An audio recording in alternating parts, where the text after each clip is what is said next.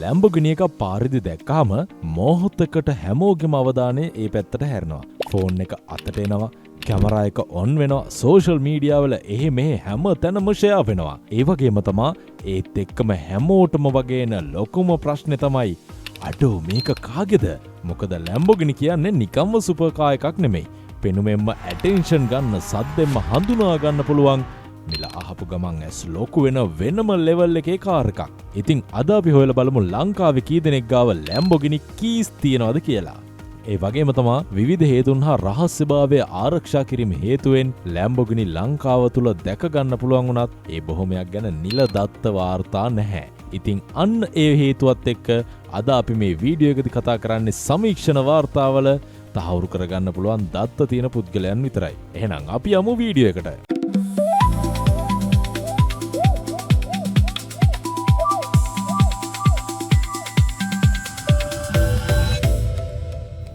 අපේ ලිස්ට් එකේ මුලින්ම පටන් ගන්න ලංකාවේ මෝටර් රේසින් කියන නමත් එක්ක අමතක කරන්නම් බැරි චරිතයක්. ඒ තමයි ඩිලන්ත මාලගමුව. ඔහු ලංකාවේදී පාවිච්චි කරපු සුපිරි වාහනය තමයි Lamborghini Gallardo LP550. හැබැයි මේක ලස්සන්ට ගෑරේජ් එකේ නවත්තලා තියන්න හදපු Lamborghini එකක් විතරක් නෙමෙයි. මේක ඇත්තටම ඩ්‍රයිවර් කෙනෙක්ට වාහනයක් ඩ්‍රයිව් කරන එකේ නියම රස දැනෙන්න හදපු කාර් එකක්. මේ වාහනේ හදවත තමයි litre 5.2ක naturally aspirated V10 engine එක. ඒ කියන්නේ අද ගොඩක් වේගවත් වාහනවල වගේ ටර්බෝ එකක් නැතුවම එන්ජිමෙන්ම බලය හදන සෙටප් එකක්. මේකෙන් ලැබෙන අශ්ව බල 542කට ආසන්න බලයක් සහ නිව්ටන් මීටර් 540ක ව්‍යවර්ථ බලයක්. විශේෂයෙන්ම ඉහළ එන්ජින් රේව්ස් වලදී එන ඒ V10 හඬ තමයි Gallardo එකේ ලොකුම සිග්නේචර් එක. හැබැයි මෙතන තියෙන ලස්සනම කතාව එන්ජින් එක විතරක් නෙමෙයි. LP552 කියන නම ඇතුළෙම වාහනේ කැරක්ටර් එක හංගලා තියෙනවා. LP කියන්නේ longitudinale posteriore. සරලවම එන්ජිම ආසන පිටිපස්සට දිගට පිහිටුවලා තියෙනවා කියන එක.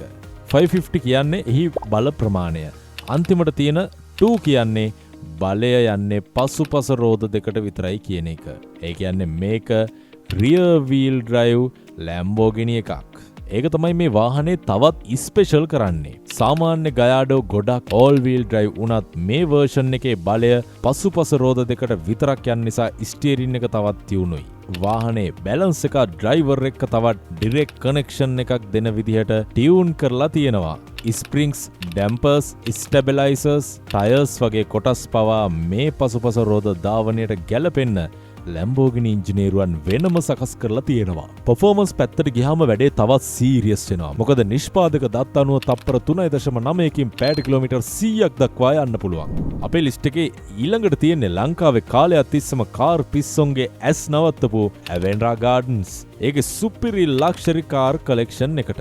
ඒ කලෙක්ෂන් එකේ තිබුණු කැපි පෙන්නම් වාහනයක් තමයි තැඹිලි පාටින් ලංකාවේ පාරවල් උඩක් දැක ගන්න ලැබුණු Lamborghini Gallardo එක.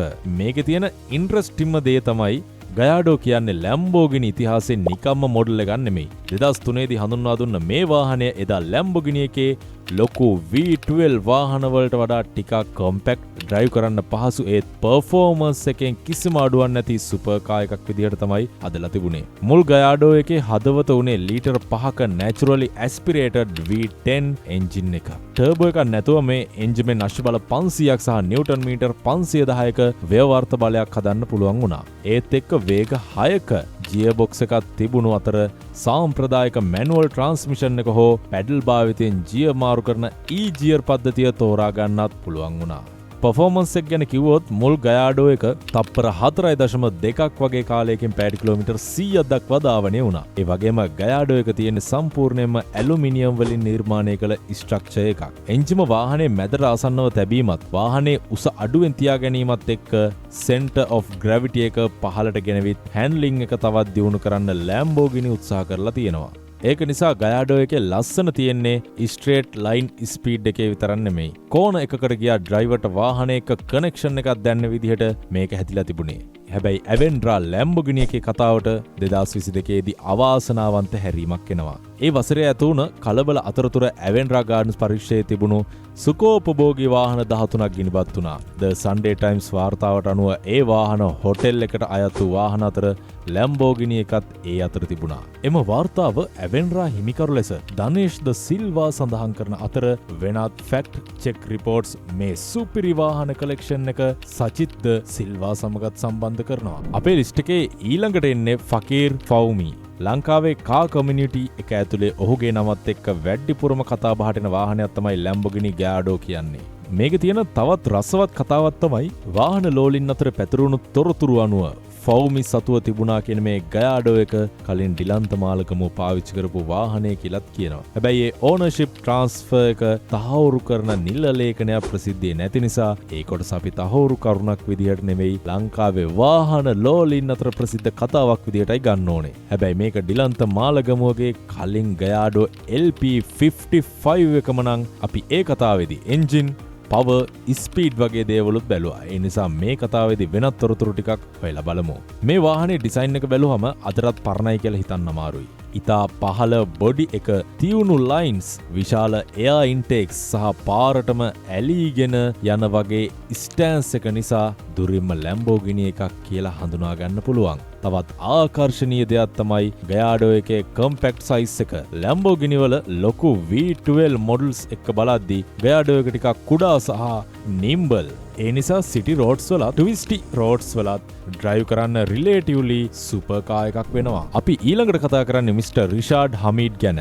සමාජ මාධ්‍ය පළවුණු වීඩියෝ සහ ඡායාරූප කිහිපයක ඔහුගේ නමත් එක්ක මේ කොළපාට ලැම්බෝගිනි යූරස් එක සම්බන්ධ කරලා කතා කරනවා. හැබැයි මේ වාහනේ ඔහුගේම නමට ලියාපදිංචි කරලා තිබුණා කියලා තහවුරු කරන නිල ඕනර්ෂිප් රෙකෝඩ් එකක් අපිට හමු වන්නේ නැහැ. ඒ නිසා ඔහු මේ වාහනේ නිශ්චිත හිමිකරු කියලා කියනවට වඩා රිෂාඩ් හමීඩ්ගේ නමත් එක්ක සුප්‍රසිද්ධ වුණු ලැම්බෝගිනි එකක් විදිහට මේක හඳුන්වන එක තමයි නිවැරදිම. වාහනේ ගැන කතා කරන්න ගත්තාම මේක සාමාන්‍ය SUV එකක් නන් නෙමෙයි. ලැම්බෝගිනි සමාගම යූරස් එක හඳුන්වන්නේ සුපර් SUV එකක් විදිහට. ලීටර් 4ක ට්වින් ටර්බෝ V8 එන්ජින් එකෙන් අශ්ව බල 641කට ආසන්න බලයක් හදන මේ වාහනයට පැය කිලෝමීටර් 100කට යන්න තප්පර 3.6ක් වගේ කාලයක් විතරයි ගත වෙන්නේ. උපරිම වේගයත් පැය කිලෝමීටර් 305කට ආසන්නයි. ඒ කියන්නේ එක පැත්තකින් 5 දෙනෙක්ට පහසුවෙන් ගමනක් යන්න පුළුවන් ලක්ෂරි SUV එකක්.